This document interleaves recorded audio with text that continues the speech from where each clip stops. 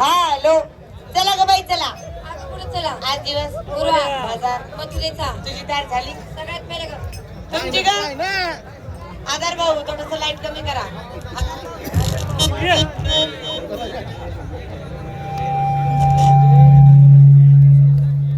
तुझी तयार झाली का झाले ना. तुमची का? ज्याप्रमाणे तुमची तयार झाली तशीच माझी तयार झाली